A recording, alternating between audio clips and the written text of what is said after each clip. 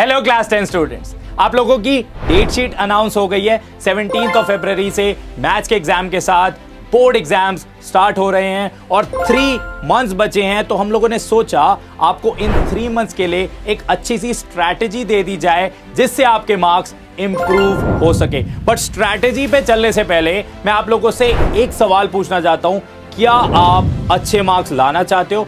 और अगर इसका आंसर हाँ है तो आप लोगों को पहले क्या करना है, अपनी सारी डिस्ट्रैक्शंस को 3-4 महीने के लिए अपने से दूर रखना है। आप लोग आइडेंटिफाई करो कि क्या ऐसी डिस्ट्रैक्शंस हैं जो आपको पढ़ाई से अलग रख रही हैं, ठीक है, जैसे कि मोबाइल फोन। तो आपको मोबाइल फोन का यूजेज जो है वो थोड़ा कम करना है। एंड ये काम भी मैं आप लोगों पे छोड़ता हूं कि अपनी डिस्ट्रैक्शंस को आइडेंटिफाई करो और उनको एलिमिनेट करो फॉर 3 to 4 मंथ्स, ठीक है। तो अब हम अपनी स्ट्रैटेजी पे चलते हैं। तो एंड तक इस वीडियो को देखना ताकि आपको सब कुछ समझ आए कि कैसे अपनी प्रिपरेशन करनी है, क्योंकि ज्यादातर स्टूडेंट्स क्या करते हैं, उनको पता होता है कि मार्क्स तो इंप्रूव करने हैं लेकिन उनको स्ट्रैटेजी ही नहीं पता कैसे पढ़ें। वो जानना बहुत इंपॉर्टेंट है क्योंकि हमें स्मार्ट वर्क करना है, राइट। सो स्ट्रैटेजी पे चलते हैं। सबसे पहले आपके पास 3 मंथ्स हैं, तो आपको लिख लेना है नवंबर, दिसंबर एंड जनवरी, ठीक है। एक नोटबुक लो, उस पे ये 3 मंथ्स लिख लो। उसके बाद आपको क्या करना है, नेक्स्ट पेज से आपको अपने जो टॉपिक्स हैं ना या चैप्टर्स हैं उनको लिखना है। आपको अपने चैप्टर्स या टॉपिक्स को 3 पार्ट्स में डिवाइड करना है। पहले हमारे पास क्या आएंगे, डिफिकल्ट आएंगे, फिर हमारे पास क्या आएंगे, मीडियम आएंगे, फिर हमारे पास क्या आएंगे, इजी आएंगे। जैसे मैं आपको एक एग्जांपल देता हूं, हम साइंस पे चलते हैं, ठीक है। तो इजी में हमारे पास एक चैप्टर है आर एनवायरनमेंट, जो सबको इजी लगता है। सो आप उसको इजी वाले कॉलम में लिख लोगे, आर एनवायरनमेंट, राइट। उसके बाद फिर हम चलते हैं मीडियम पे। मीडियम में एक चैप्टर ले लेते हैं एसिड बेसिस एंड सॉल्ट्स, तो उसको आप मीडियम में लिख लोगे। और डिफिकल्ट में, जैसे आपको अगर डिफिकल्ट लगता है लाइफ प्रोसेसेस, तो उसको आप डिफिकल्ट में लिख लोगे। ये हर एक इंडिविजुअल के डिफरेंट चैप्टर्स होंगे, जो भी आपको इजी लगते हैं, मीडियम लगते हैं, डिफिकल्ट लगते हैं, उसको आप इनमें लिख सकते हो, ठीक है। तो हमारे पास 3 लिस्ट तैयार हो गई, easy, medium and difficult.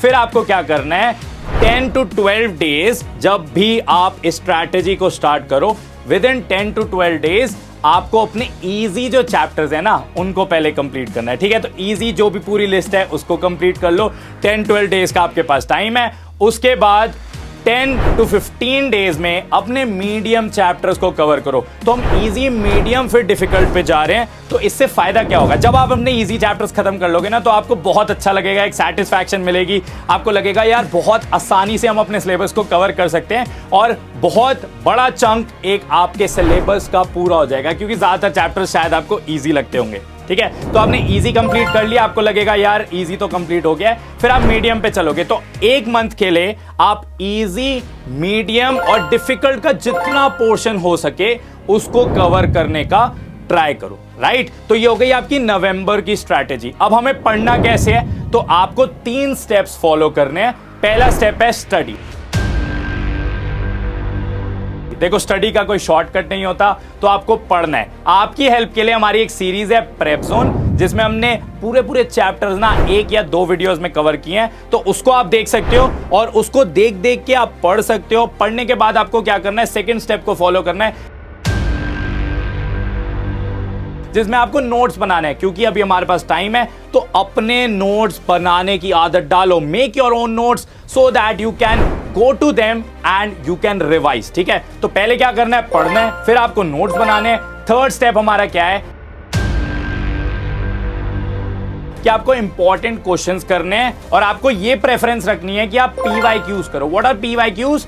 Previous year questions. तो उनको करो जिससे आपको आइडिया लगेगा कि यार कैसे क्वेश्चंस पूछे जाते हैं। तो इन 3 स्टेप्स में आप अपना सारा सिलेबस कवर करोगे। उसके बाद क्या करना है, उसके बाद आपके प्री बोर्ड एग्जाम्स आने वाले होंगे। Depending upon your school, depending upon your region, different dates में आपके प्री बोर्ड एग्जाम्स होंगे। तो प्री बोर्ड एग्जाम्स का फायदा क्या होता है कि आपको एक प्रैक्टिस मिलती है, जिसमें आप देख सकते हो यार कितना सिलेबस हमारा कवर हुआ था, किन किन क्वेश्चंस में हमें डाउट आ रहे हैं, ठीक है। तो वो सब आप एनालिसिस खुद से कर सकते हो। जैसे कोई पर्टिकुलर क्वेश्चन मैथ्स का आपसे नहीं हुआ तो आपको पता लग जाएगा यार इस चैप्टर में हमारी प्रैक्टिस पूरी नहीं है, ठीक है। Pre board is a very good way of analysing your whole journey in this preparation process. अब प्री बोर्ड में कभी कभी क्या होता है कि कुछ स्टूडेंट्स के ना कम मार्क्स आते हैं, तो वो उससे डिसअपॉइंट हो जाते हैं। बट आपको पैनिक नहीं करना है, आपको देखना है कि किन किन चीजों में आपके मार्क्स जो हैं वो डिडक्ट हुए हैं और उसके हिसाब से आपको प्रिपरेशन करनी है। सो प्री बोर्ड के मार्क्स डिटरमाइन नहीं करते कि बोर्ड में आपके कितने मार्क्स आएंगे। बोर्ड का जो सिनेरियो है वो कंप्लीटली डिफरेंट है, तो उसको प्री बोर्ड से आपको जज नहीं करना है, ठीक है। अब इसके साथ साथ हमें क्या करना है, इसके साथ साथ हमें रिवीजन करना है। कैसे करेंगे रिवीजन? रिवीजन के लिए याद है जो पहले नोट्स बनाए थे, उन नोट्स पे वापस चलो और रिवाइज करो जो जो भी हमें नहीं आता या जिसमें आपको लगता है हम फंस सकते हैं इन दी बोर्ड एग्जाम, ठीक है। तो नोट्स की हेल्प लो और दोबारा से जो टॉपिक्स नवंबर में कंप्लीट किए थे उनका रिवीजन करो। मैं मान के चल रहा हूं आपका प्री बोर्ड खत्म हो जाएगा दिसंबर एंड तक, ठीक है। तो हमारे पास एक महीना बचेगा। कौन सा महीना बचा? जनवरी। तो जनवरी में हमें क्या करना है? जनवरी में हमें ना सैंपल पेपर्स करने हैं। अपने सैंपल पेपर्स करो और सैंपल पेपर्स ऐसे करने हैं जैसे आप बोर्ड का एग्जाम दे रहे हो, ठीक है। आंसर शीट लो, प्रॉपरली लिखने की प्रैक्टिस करो, डायग्राम्स बनाने की प्रैक्टिस करो। उससे आपको पता लगेगा कि किस चीज में आपको कितना टाइम लग रहा है, राइट। उससे आप अपना एक माइंड मेकअप कर पाओगे कि हमें इस क्वेश्चन को करने में इतना टाइम लगता है, हमें इस डिफरेंस को लिखने में इतना टाइम लगता है, और आपको पता लगेगा आपका कितने टाइम में पेपर कंप्लीट हो रहा है। बिना सैंपल पेपर्स करे आपको एग्जाम में नहीं जाना है। मिनिमम 3 to 5 सैंपल पेपर्स पर सब्जेक्ट आपको करने हैं, और ऐसे करने हैं जैसे आप बोर्ड का एग्जाम दे रहे हो। और सिर्फ करने ही नहीं है, आपको उसका एनालिसिस भी करना है कि लेट्स से आपके 40 मार्क्स आए तो आपको देखना है कहां हमारे मार्क्स डिडक्ट हो रहे हैं, कैसे उनको इंप्रूव किया जाए। तो प्रॉपर एनालिसिस करना है ऑफ द सैंपल पेपर्स, वरना सैंपल पेपर्स करने का कोई फायदा नहीं है, ठीक है। तो जनवरी में हमें यह करना है कि हमें सैंपल पेपर्स करने हैं, एनालिसिस करना है और इंपॉर्टेंट PYQs करने हैं, और उसके हेल्प से हमें रिवीजन करते हुए चलना है। जैसे कोई क्वेश्चन नहीं आया तो वापस से नोट्स पे जाओ, वापस से जो आपने पढ़ा था उस पे जाओ और रिवाइज करो और उस कॉन्सेप्ट को क्रिस्टल क्लियर कर लो। तो ये थी 3 month strategy of how to improve your marks in your board exams. So अपनी सारी distractions को हटा दो और 3 महीने के लिए लग जाओ और कुछ कर जाओ।